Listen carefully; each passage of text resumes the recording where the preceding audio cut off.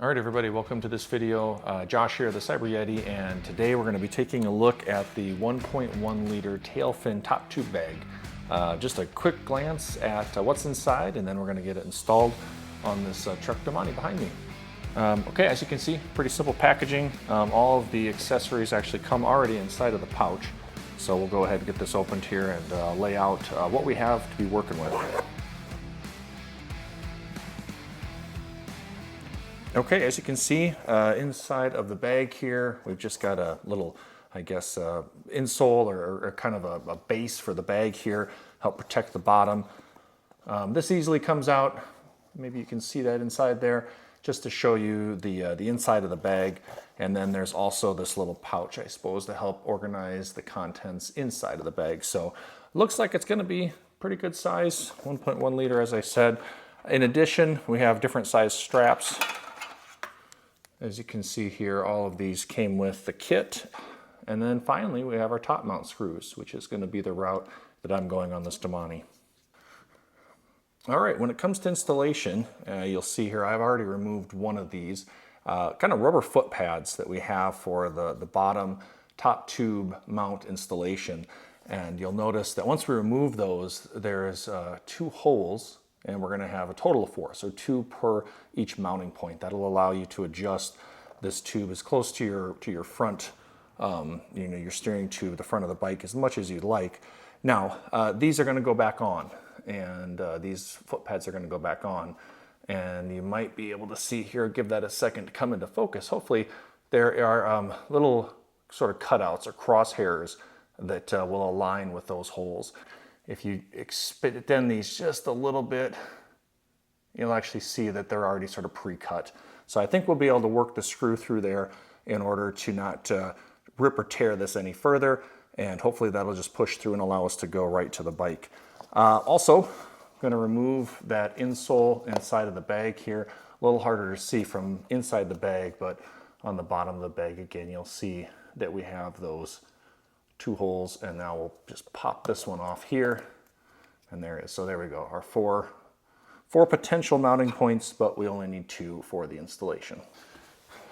All right, so you probably don't need to remove those. I guess you'll have to see as your installation goes if you run into any resistance as you're pushing those screws through.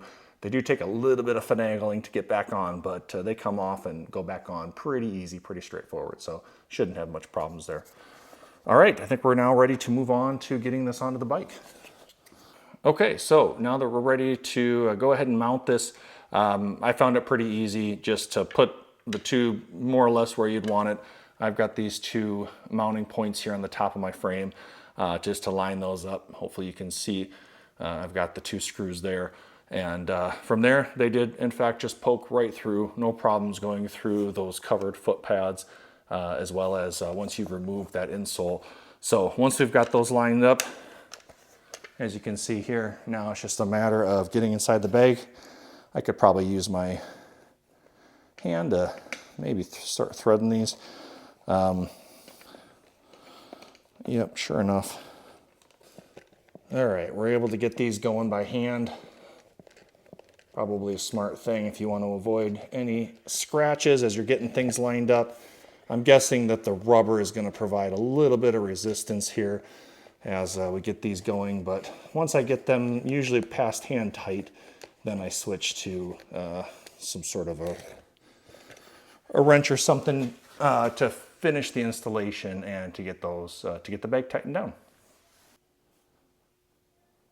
All right, we've got our top tube bag installed. As you can see here, nice and snug, sitting on there pretty firm, so I'm not too concerned about it becoming an issue, maybe wobbling unless it becomes loose while riding.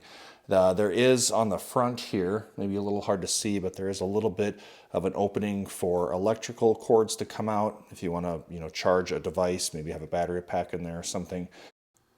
Okay, as far as profile goes, as you can see here,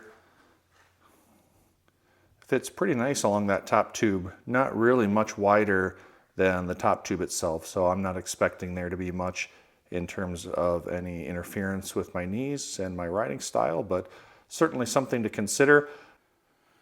All right, I haven't ridden with it yet, so maybe that'll be a follow-up video, but at this point, I'm looking forward to having some storage, fair bit of storage here as I get back out on the road for phone, keys, maybe even on those long rides, some extra, gels and goos and other things. So maybe have a follow-up video here with ride experiences, but for now, our top tube bag is installed and looking pretty good.